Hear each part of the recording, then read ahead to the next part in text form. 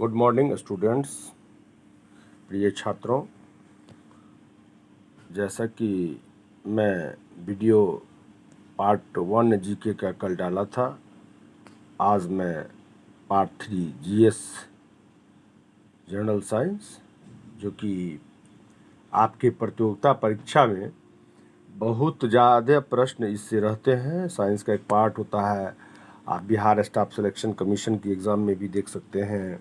सचिवालय सहायक की जो एग्ज़ाम होती है, रेलवे की जो एग्ज़ाम होती है, staff selection commission central level पर जो सीबीआई इंस्पेक्टर वगैरह का जो एग्ज़ाम होती है, या आप डिफेंस में भी कोई भी प्रतियोगिता परीक्षा जो इंडिया में होती है, जो जीके बेस्ड होता है, जीएस होता ही है, वो कंपलसरी है। तो मैं आज आपको साइंस का कुछ क्वेश्चंस का कलेक्शन दे रहा हूँ। हालांकि ये क्वेश्चंस कॉमन क्वेश्चंस है। आप इस क्वेश्चंस को ध्यान से पढ़ेंगे और समझेंगे तो आपके प्रतियोगिता परीक्षा में बहुत ही रामबाण साबित होगा, बहुत ही आपके लिए बेनिफिशियल होगा। तो आइए हम प्रश्न, आज का दिनांक आपका आज 6 जून हो गया। आज आपको हम इसमें कुछ अच्छे प्रश्नों का कलेक्शन दे रहे हैं। पहला प्रश्न हम शुरू करते हैं। बायोलॉजी बेस्ड ज़्यादा क्वेश्चंस है इसमें। सबसे छोटी अस्थि, smallest bone of human beings, मनुष्य में हड्डियाँ जो होती है उसमें बहुत सारे हड्डियाँ हैं, उसमें सबसे छोटी अस्थि के बारे में हम बात कर रहे हैं। स्मॉलेस्ट बोन हमारे मनुष्य के शरीर का सबसे स्मॉलेस्ट बोन कौन है? तो आपको बता देना कि स्टेपिस होता है। कई बार ये प्रतियोगिता परीक्षा में पूछा जा चुका है।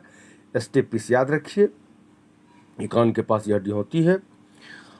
सबसे बड़ी अस्थि, सबसे longest bone of human beings, मनुष्य में सबसे बड़ी अस्थि कौन है? तो यह याद रखिए, ये फीमर की हड्डी होती है, ये फीमर कहते हैं इसको। ये सबसे बड़ी हड्डी होती है। और नेक्स्ट क्वेश्चन है, सबसे बड़ी ग्रंथि कौन है? ग्लैंड, सबसे बड़ी ग्रंथि कौन है? तो ये लीवर, यकृत होता है, सबसे बड़ी ग्रंथि है मनुष्य के शरीर का। सबसे बड़ा ग्रंथि जब पूछा जाए तो आप इसका आंसर यकृत देंगे। सबसे बड़ा वर्तमान जंतु नीली व्हेल है, ब्लू व्हेल जिसको कहते हैं, ब्लू व्हेल। सबसे बड़ा वर्तमान जंतु ब्लू व्हेल है। सबसे छोटा जंतु कौन है? स्मॉलेस्ट जंतु कौन है? सबसे स्मॉलेस्ट एनिमल्स में आगे आपको अमीबा, अमीबा ये सबसे छोटा जंतु है। सफ़ेद हाथियों का देश, सफ़ेद हाथियों का देश किस देश को कहा जाता है? बहुत अच्छा क्वेश्चन है, आप जानते भी होंगे। ये कुछ क्वेश्चंस होते हैं मोस्ट इजी क्वेश्चंस में होते हैं, जिसमें भी बच्चे गलती कर देते हैं, कंफ्यूज हो जाते हैं। उसमें सबसे आसान क्वेश्चन ही बच्चे गलती कर देते हैं, क्योंकि उसकी पढ़ाई के स्टैंडर्ड इतनी अधिक हो जाती है कि वो छोटे छोटे क्वेश्चंस, और आपके प्रत्येक प्रश्न का मान बराबर है, 1 मार्क्स का है, और वही आपको सफलता दिलाने में बहुत ही महत्वपूर्ण रोल अदा करता है। इसलिए हर हमेशा यह तो निश्चित रूप से ध्यान आप रखें कि किसी भी प्रतियोगिता परीक्षा में आपको जो क्वेश्चंस बहुत ही आसान है, जो कॉमन स्टूडेंट बना रहे हैं, उसको तो निश्चित रूप से नहीं छोड़ना चाहिए। उस प्रश्न को तो निश्चित रूप से, अगर आप उसको छोड़ रहे हैं या मिस्टेक हो रहा है, तो आप समझिए कि आप सिलेक्शन पॉइंट से बाहर होने की संभावना आपकी ज़्यादा हो जाती है। फिर आपको उसको एडजस्ट करने में बहुत परेशानी हो जाती है। इसलिए आसान क्वेश्चन को तो यथासंभव, बहुत आदमी आसान क्वेश्चन को बहुत इजीली लेते हैं कि चलो ये आसान क्वेश्चन है, और जल्दबाजी में वो गलत आंसर को टिक कर देते हैं। परिणाम स्वरूप वो माइनस में चले जाते हैं, और वो पॉइंट 1 से छट जाते हैं। कभी कभी ऐसा भी होता है। तो एक बहुत ही सावधानी से आपको प्रश्न पत्र को देखना है। तो जैसे कि हम इस क्वेश्चन पर बोले कि सफ़ेद हाथियों को, तो बचपन से आप पढ़ते आ रहे हैं कि थाईलैंड है, लेकिन जल्दबाजी में गलत कर देता है लोग। आइए, क्वेश्चन है, केंद्रीय तकनीकी शोध संस्थान, central food technology research centre, Mysore Karnataka में है। ये केंद्रीय खाद्य तकनीकी संस्थान है। मैसूर है जगह, जो कि कर्नाटका राज्य में पड़ता है। वहाँ पर केंद्रीय खाद्य तकनीकी शोध संस्थान है।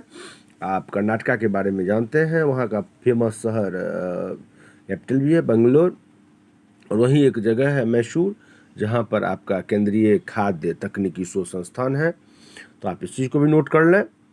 अब हमने एक अच्छा क्वेश्चन किया है कि पोटैटो केंद्रीय आलू शोध संस्थान, ये हिमाचल प्रदेश, जिसको हमने HP शॉर्ट में लिखा है, वहाँ एक जगह है, शहर है शिमला। तो शिमला में आपको केंद्रीय आलू शोध संस्थान है।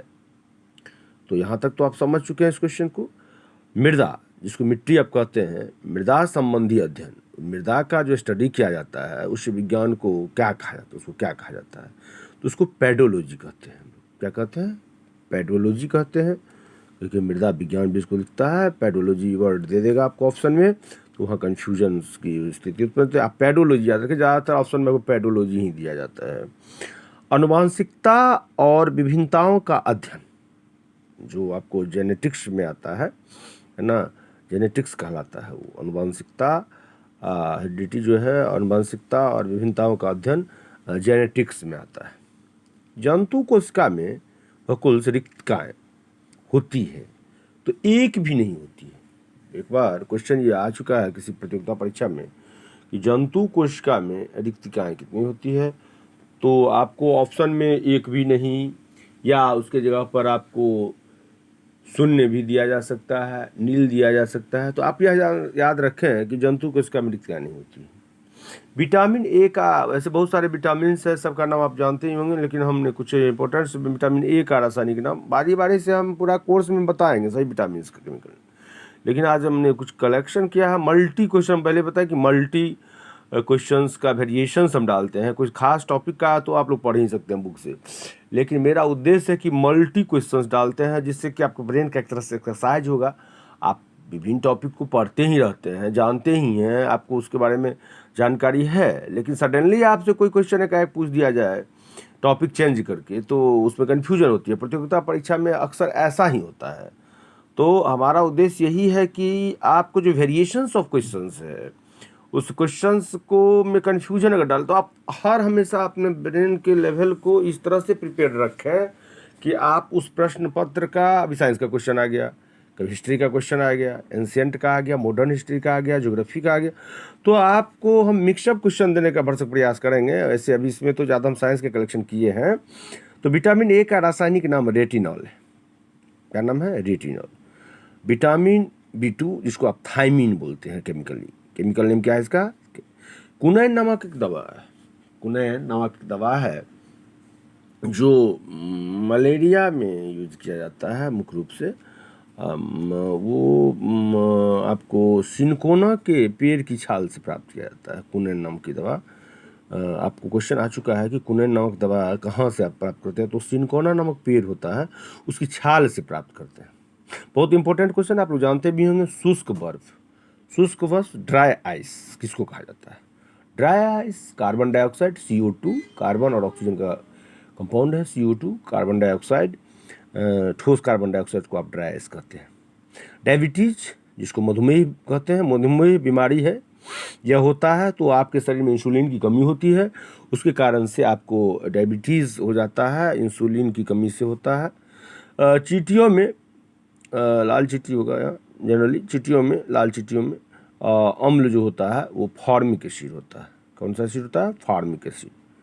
पलायन वेग, एस्केप वेलोसिटी, किसी भी बॉडी को, किसी भी ऑब्जेक्ट्स को आप उसके मतलब अर्थ के एटमॉस्फेयर से बियॉन्ड उसको फेंकते हैं, तो उसकी स्पीड होती है 11.2 किलोमीटर पर सेकेंड, जिसको पलायन वेग कहते हैं। तो आपको कई बार एग्जाम में आता है कि पलायन वेग का मान कितना होता है, तो आपको जानकारी रखनी होगी। ऑप्शंस में दिया रहेगा कि 11.2 किलोमीटर पर सेकेंड होता है पलायन में। कई बार ये क्वेश्चन भी आया है। गैस जो होता है, गैसों का जो है, आप जो दाब नापते हैं, उसका जो प्रेशर है कि कितना प्रेशर, इसको मोनोमीटर से इस्तेमाल करते हैं हम। इसी का इस्तेमाल करते हैं, मोनोमीटर, मैनोमीटर का इस्तेमाल करते हैं। गैसों का दाब नापने के लिए मैनोमीटर का हम इस्तेमाल करते हैं। और कंप्यूटर के पितामह चार्ल्स बेबेज को कहा जाता है। तो ये सारा क्वेश्चंस बहुत ही इम्पोर्टेंट है। मैं आशा करता हूँ कि प्रत्येक दिन अगर आप इस क्लास को अटेंड करते हैं, और ज़्यादा समय नहीं, मैं 1-2 वीडियो मैं मैथमेटिक्स का भी कोशिश कर रहा हूँ कि डाल रहा हूँ, और GK का भी 1-2 वीडियो प्रत्येक दिन डालूंगा, निश्चित रूप से डालूंगा प्रत्येक दिन। तो तो आप प्रत्येक दिन अगर इसको कलेक्शन करते हैं तो आपको बहुत ही बेनिफिशियल आपके लिए होगा। धन्यवाद। इसी तरह से आप बने रहें, वीडियो को सब्सक्राइब करें, लाइक करें, ताकि हम समझें कि आप पढ़ाई में इंटरेस्ट ले रहे हैं, आप इस चीज़ को ले रहे हैं, तो मैं और ही बेहतर मटेरियल आपको प्रोवाइड करूँगा। थैंक यू, धन्यवाद। आप इसको सब्सक्राइब करें। धन्यवाद।